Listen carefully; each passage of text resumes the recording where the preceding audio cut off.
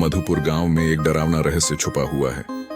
रात के अंधेरे में एक छोटी सी चुड़ैल बच्चों की ऊर्जा चूस लेती है, जिससे वे बीमार पड़ जाते हैं। गांव का बहादुर लड़का राजू इस रहस्य को सुलझाने निकलता है, लेकिन जब वह चुड़ैल का सच जानता है तो उसके सामने एक बड़ी चुनौती आ खड़ी होती है।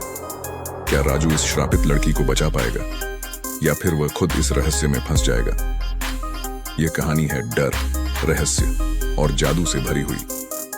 हर पल आपको लगेगा कि कुछ अनोखा होने वाला है। तो क्या आप तैयार हैं इस रोमांचक सफर के लिए?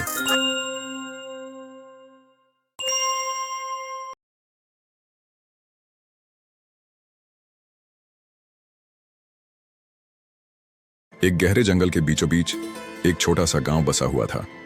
इस गांव का नाम था मधुपुर। यह गांव अपनी शांति और सादगी के लिए मशहूर था, लेकिन कुछ महीनों से इस गांव में एक अजीब सी खौफनाक घटनाएं हो रही थीं।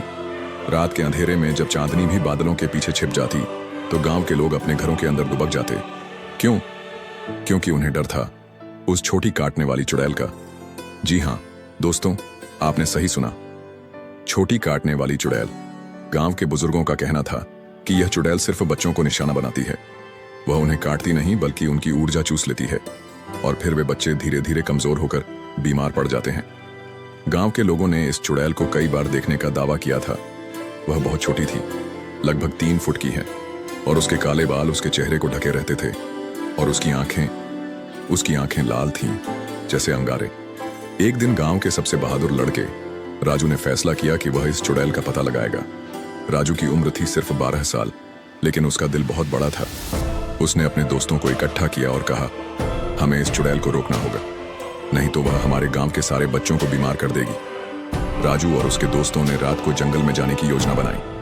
उन्होंने अपने साथ लाल मिर्च, लहसुन और एक पुरानी किताब ली जिसमें चुड़ैलों को भगाने के तरीके लिखे थे। रात होते ही राजू और उसके दोस्त जंगल में पहुंच गए। चारों तरफ सन्नाटा था, सिर्फ पेड़ों की टहनियों की आवाज और उल्लू की डरावनी हू हू सुनाई दे रही थी। अचानक एक आवाज आई, ची ची ची। यह आवाज इतनी तेज और डरावनी थी कि राजू के दोस्तों के रोंगटे खड़े हो गए, लेकिन राजू ने हिम्मत नहीं हारी। उसने अपने दोस्तों से कहा, डरो मत, हमें इस चुड़ैल का सामना करना होगा। थोड़ी देर बाद उन्हें एक छोटी सी झोपड़ी दिखाई दी। झोपड़ी के अंदर से हल्की सी रोशनी आ रही थी। राजू ने धीरे से दरवाजा खोला और अंदर झांका। झोपड़ी के अंदर एक छोटी सी लड़की बैठी थी। उसके काले बाल उसके चेहरे को ढके हुए थे और उसकी आंखें लाल थीं, लेकिन वह रो रही थी। लड़की ने धीरे से जवाब दिया, मैं चुड़ैल नहीं हूं, मैं एक श्रापित लड़की हूं। लड़की ने बताया कि उसका नाम मीरा था। कई साल पहले एक दुष्ट जादूगर ने उसे श्राप दिया था। उसका श्राप था कि वह हर रात एक बच्चे की ऊर्जा चूसने के लिए मजबूर हो जाएगी। अगर वह ऐसा नहीं करेगी तो उसकी खुद की जान चली जाएगी। राजू ने पूछा, क्या इस श्राप को तोड़ने का कोई तरीका है? मीरा ने कहा, हाँ है, लेकिन यह बहुत खतरनाक है। अगर कोई मेरी मदद करे तो शायद मैं इस श्राप से मुक्त हो सकती हूँ। राजू ने फैसला किया कि वह मीरा की मदद करेगा। उसने अपने दोस्तों से कहा, हमें इस श्राप को तोड़ना होगा, नहीं तो यह लड़की और हमारे गांव के बच्चे दोनों खतरे में हैं। मीरा ने बताया कि श्राप को तोड़ने के लिए उन्हें जंगल के बीचों बीच एक पुराने पेड़ पर चढ़ना होगा। उस पेड़ की सबसे ऊंची डाल पर एक जादुई फूल खिलता है। अगर वह फूल मीरा को मिल जाए तो उसका श्राप टूट जाएगा। लेकिन वहां तक पहुंचना आसान नहीं था। रास्ते में कई खतरे थे। जंगली जानवर, जहरीले सांप और दुष्ट आत्माएं उनका रास्ता रोक सकती थी। राजू और उसके दोस्तों ने मीरा के साथ जंगल की ओर कदम बढ़ाया।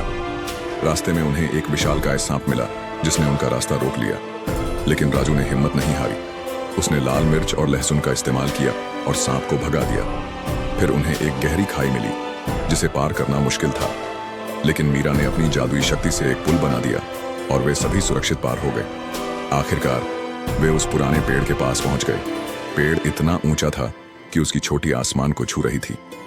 राजू ने पेड़ पर चढ़ना शुरू किया। हर कदम पर उसे डर लग रहा था, लेकिन उसने हिम्मत नहीं हारी। जब वह पेड़ की सबसे ऊंची डाल पर पहुंचा तो उसने वह जादुई फूल देखा, लेकिन वहां एक और चुड़ैल थी। वह चुड़ैल मीरा से भी ज्यादा डरावनी थी। उसने राजू से कहा, अगर तुमने यह फूल ले लिया तो मैं तुम्हें कभी नहीं छोड़ूंगी।